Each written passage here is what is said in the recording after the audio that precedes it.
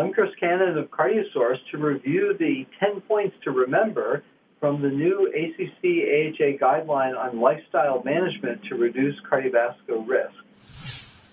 We start off with key point number 1, that the 2013 ACC-AHA expert work group's intent was to evaluate evidence that particular dietary patterns, nutrient intake, and levels and types of physical activity can play a major role in cardiovascular disease prevention and treatment through effects on modifiable cardiovascular risk factors. The evidence statements and recommendations are presented by critical questions and grouped by topic in 3 critical areas. A, among adults, what is the effect of dietary patterns and/or macronutrient composition on cardiovascular disease risk factors when compared to no treatment or other types of interventions?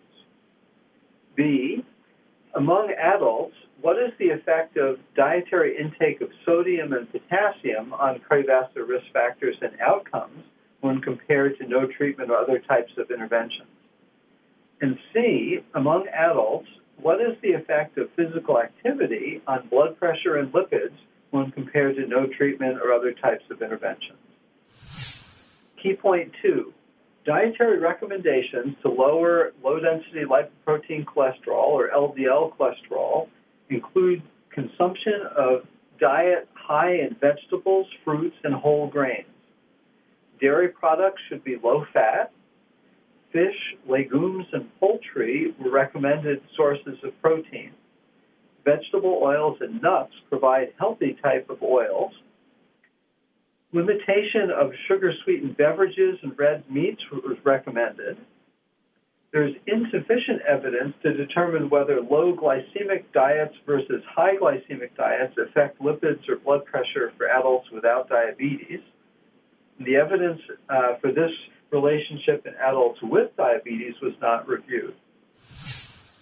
3, additional recommendations to lower LDL-C include a dietary pattern that achieves 5 to 6% of calories from saturated fat. Reduction in trans fat was also recommended. 4, this dietary pattern should be adapted for appropriate calorie requirements, personal and cultural food preferences, and nutrition therapy for other medical conditions.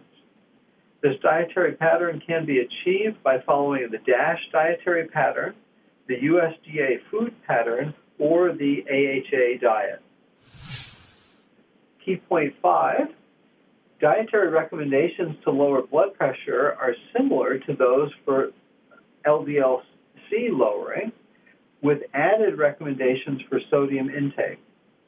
Consumption of no more than 2,400 milligrams of sodium per day is recommended.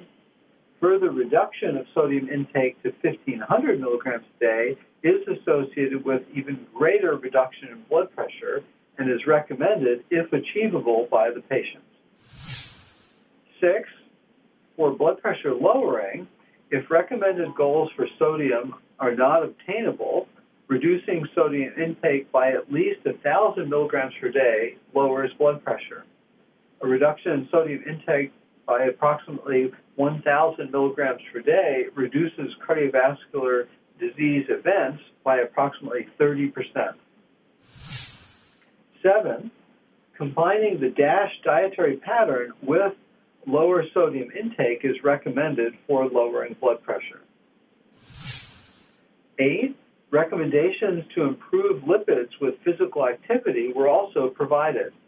This included regular aerobic physical activity 3 to 4 sessions a week, lasting on average 40 minutes per session, and involving moderate to vigorous intensity physical activity. This level of physical activity can reduce both LDL and non-high-density lipoprotein cholesterol. 9, recommendations to improve blood pressure include the same level and duration of physical activity. Again, this included aerobic activity 3 to 4 sessions a week, lasting on average 40 minutes per session, and involving moderate to vigorous intensity physical activity. And 10, the DASH dietary pattern is beneficial for a wide range of subgroups, including women and men, African American and non-African American adults, older and younger adults, and hypertensive and non-hypertensive in lowering blood pressure. A similar pattern is observed for LDL-C, lowering for African Americans and non-African American adults, and for hypertensive and non-hypertensive adults.